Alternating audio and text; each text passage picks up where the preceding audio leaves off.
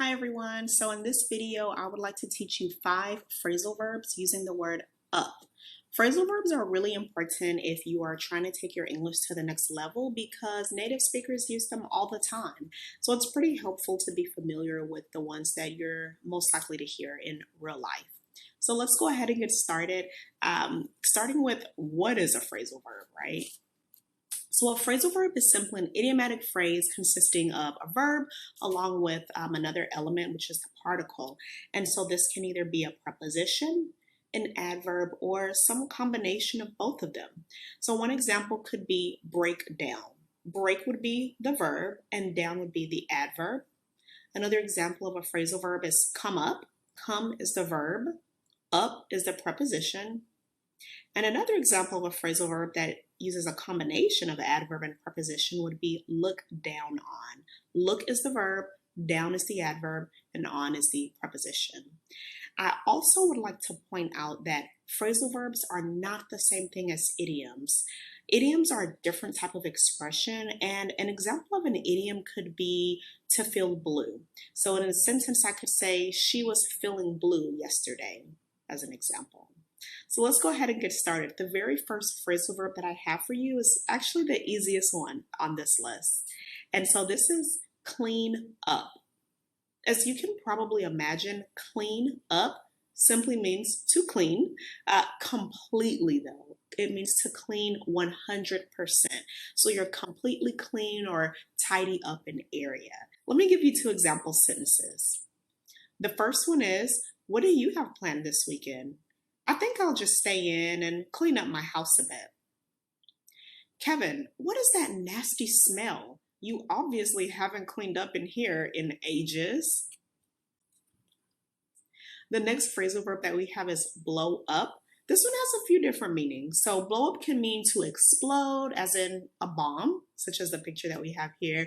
It can also mean to become very angry. And it's also used to make something bigger, to make it larger. So imagine you have this tiny image on your screen and you want to blow it up. You want to make it larger. You can also imagine blowing into a balloon, right? And so you're expanding it and making it much larger. So let's look at some examples with blow up. The truck blew up after crashing into the wall. Alice hadn't been studying much in her algebra class and was scared that her mom would blow up when she saw her grades. So here, blow up refers to her mom becoming very angry over seeing her grades.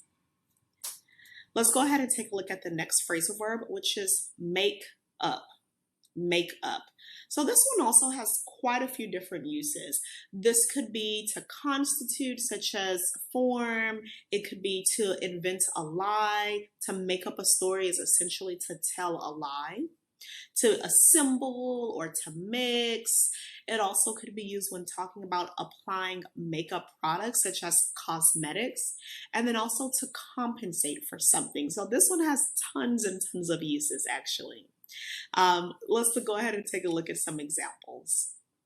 Don't believe everything he tells you. Dion likes making up stories. This means Dion likes inventing stories, creating stories that are not true. Another example. Road accident victims make up nearly a quarter of the hospital's patients, meaning road accident victims, constitute or form nearly a quarter. They account for nearly a quarter of the hospital's patients. This one has quite a few uses. Let's look at the next one, which is grow up.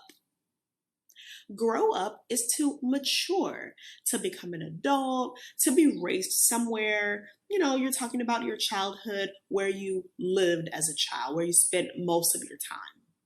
So in a very simple example, I could say, he grew up in Boston. That means that he lived in Boston as a child. He spent a lot of time there when he was little. It also could be used in the way to grow up to do something, such as he grew up to become a famous pianist. Now, you can also use this when you're trying to tell someone, stop behaving in such a silly way. It's like saying, you need to mature. You're too immature. So you can certainly use this as well. You could tell a friend who's maybe behaving really silly, why won't you grow up already? Or it's about time you grow up, don't you think? So let's take a look at some examples with this one, some other examples. I could say, your accent is so unique. Where did you grow up? So this is just another way of asking kind of where are you from? Another example, Kiara has grown up so much since the last time I saw her 6 years ago. Now here we could be talking about maybe how she looks physically. When I saw her 6 years ago, maybe she was really short and maybe now she's grown taller. So she's changed in her physical appearance. And like I said, this is a common one. All of these phrasal verbs are really common and you really will hear native speakers using them all the time in real life. Let's go ahead and take a look at the last one. Last but not least, we have pick up. Pick up. Few different uses here. It could mean to improve, to get better, stronger, etc. To increase, and to go up. Also to answer a phone call. Whenever you pick up the phone is ringing and you pick it up, you answer that phone call. So one example could be, the wind is picking up now. That means you're talking about the rate at which the wind is blowing. So that rate is increasing, meaning it's going faster and faster. The wind is picking up a bit now. I could also, in a business English context, say sales have picked up 14% this year. That means sales have increased 14% this year. Here are some other examples to check out. Ever since Darian stopped smoking cigarettes, his health has really picked up, meaning his health has really improved. Next example, have you picked up the clothes from the cleaners yet? They've been ready since 2 p.m. So here we're using pick up as in, have you gone to the cleaners to retrieve the clothes? Again, very, very common phrasal verbs. We use these all the time, and I personally use these quite a bit. So I want you to really pay attention next time you're listening to people talk, you're watching a movie, a TV show or whatnot, and see if you can listen to some of these phrasal verbs, and I bet now you'll understand them a little bit better. Now, if you're interested in learning more phrasal verbs, I do have a few tips for you. One thing that I will say is it's generally easier and a little bit more effective if you learn phrasal verbs by the particle and not the verb. So today we did 5 phrasal verbs with up. Sometimes you'll see information out there like learn 10 phrasal verbs with the verb get. Get up, get down, get over, get in, get out.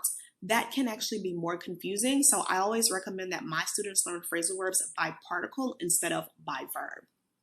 Also, if you would like to join my Patreon community, we actually do go over a lot more phrasal verbs more into depth.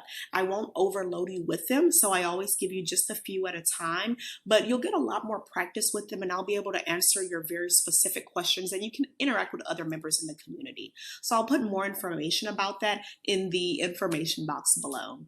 And then certainly check out more videos on YouTube and more videos on the internet in general. There's so many tons and tons of videos on phrasal verbs and lots of other things about the English language. So use your resource. YouTube is a free resource, so take advantage of it. Now, here's a quick little review. So here I give you those phrasal verbs again, and I just give you some questions to think about. If you want more practice, go ahead and answer these questions in the comments below, and that way I can check them out. So with clean up, for example, when was the last time you cleaned up your room? Blow up. Have you ever blown up over something that wasn't a big deal, that wasn't that serious? The next one, even though you can't see it because my face is blocking it, it's for make up. So if you miss breakfast, do you make up for it at lunch? Next, we have grow up. Where did your parents grow up? And last but not least, pick up. Do you pick up new languages quickly or does it take you a while?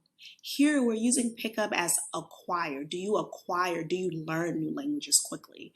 So go ahead and pick a few of these questions and go ahead and answer them. That way you get more practice. Do you have any questions, comments, or concerns for me? If so, here's some of my contact information. You can reach me on Instagram. You can reach me through my website. And if you're interested in scheduling a one-on-one class, I do offer that as well. And so you have all of the links here. Before we close things out, I want to give a special thank you to my Patreon members. I'm really grateful for all the support that I get through there. Huge thank you to Melanin in Egypt because you guys are really making a difference and you're helping me to be able to continuously provide free content for students all over the world. Thank you so much. Thank you guys for watching and I'll see you next time. Bye.